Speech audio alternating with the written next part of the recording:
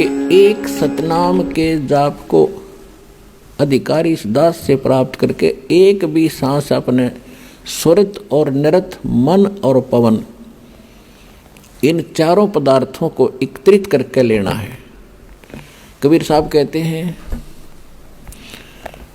कहते माला तो कर में फिरे और जिव्या फिरे मुख माही, मनुआ तो चहूं दिस फिरे ये तो सुमरण नाही। कबीर साहब कहते हैं कि हाथ में तो माला मणिया घूम रहा है और जीभ मुख में घूम रही है और मन कहीं घूम रहा है, ये सुमरण नहीं होता। कहते हैं स्वरित नृत मन पवन पर और सतनाम का वो जाप लगातार चले। सुरत नृत मन और पवन इकट्ठे रखे। जैसे आप सिमरण करते हो, सांस के सिमरण सतनाम दिया है, या प्रथम मंत्र भी जाप करते हो, उस पर ये ध्यान रखे कि जैसे आप प्रथम मंत्र बोला प्रथम मंत्र का, तो ये सोचा ये किसके विषय में है। 5-4 जो लगातार जो मंत्र करें 5-4 बार ये अभ्यास करें ये किसका है, और उसके बाद बेशक शीघ्र करो, लेकिन ये ध्यान रहे मैं बोल क्या रहा हूँ। अब बोलते हो सत सुकृत अवगत कबीर, तो फिर इस क्या बोल रहा हूँ ये शब्द है, इस शब्द के साथ इस चित्त यानी मन को लगाना है और ध्यान रहे कि मैं क्या बोल रहा हूँ, कौन से अक्षर का उच्चारण कर रहा हूँ। तो इसमें स्वरित और नृत अपने आप रहेगी कि किस जाप को कर रहा हूँ। स्वरित नृत मन और पवन।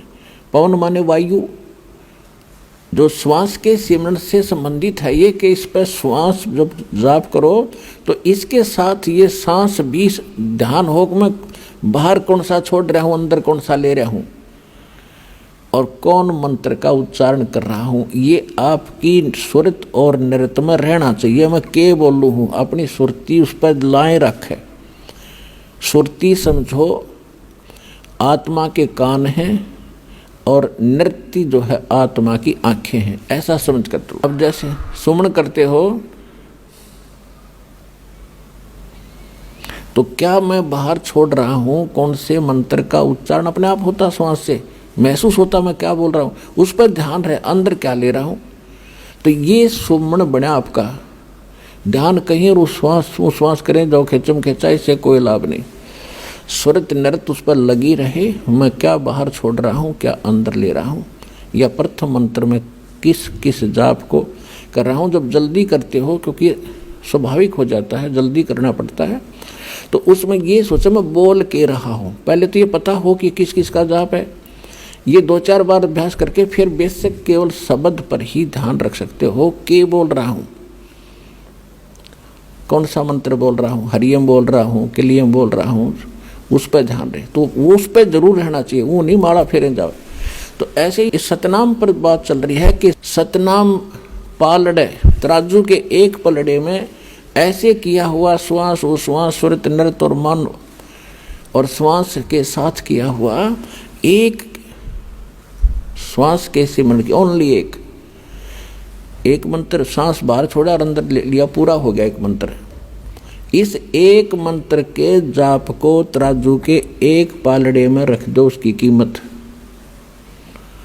और दूसरे पलड़े में 14 लोक, विष्णु का लोक, शिव का लोक और ब्रह्मा जी का लोक, धर्मराज का लोक, नीचे के यताल पताल उतल सारे, और ऊपर के गोलोक और दुर्गा का लोक, ब्रह्मलोक, सपतपुरी, स्वर्ग और नरक। स्वर्ग नरक ये अलग 3 लोक न्यारे हैं। ये स्वर्ग पृथ्वी और पाताल ये लोक अलग हैं 3, इनसे हटकर हैं।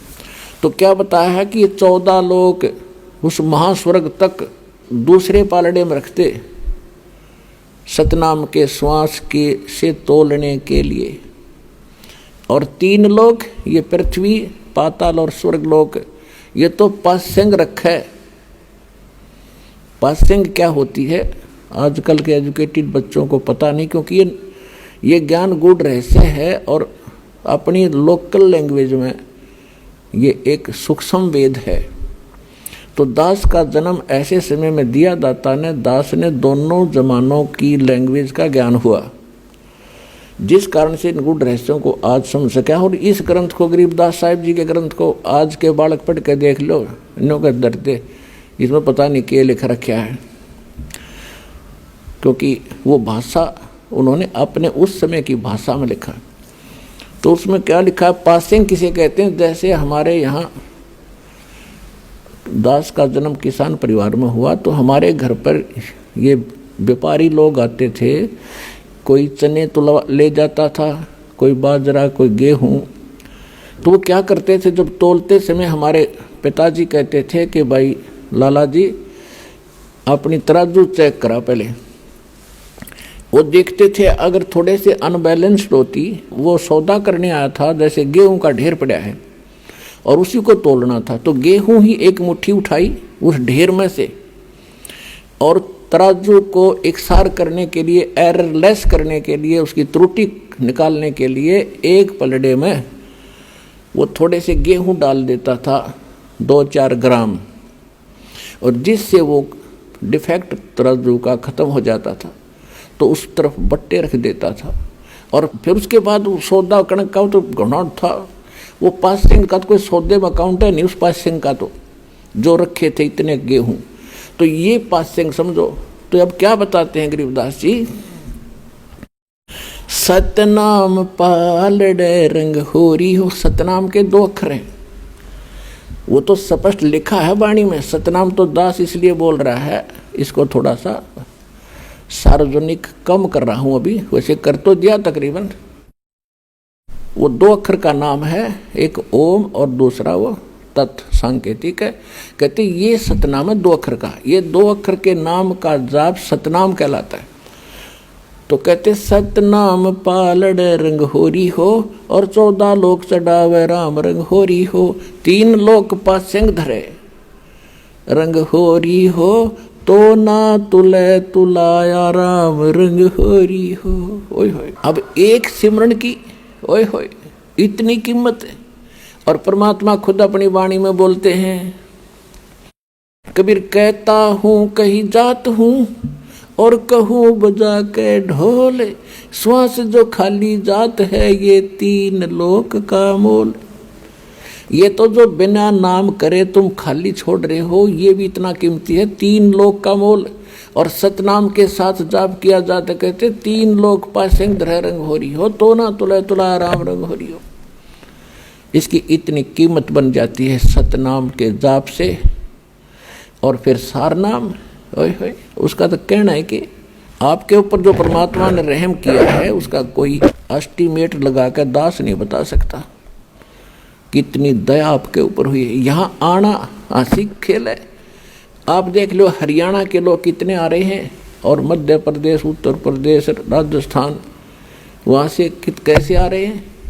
तो कहते हैं अभी तक इन्होंने ज्ञान नहीं, या इनके इतने अच्छे संस्कार नहीं बने हैं जो यहाँ तक पहुँच सके। तो एक दिन ऐसा आवेगा, परमात्मा ने बोल रखा, पूरा विश्व ने ही ये ज्ञान स्वीकार करना ही पड़ेगा, और कोई विकल्प नहीं है, नहीं तो घने दुखी हो जाएंगे।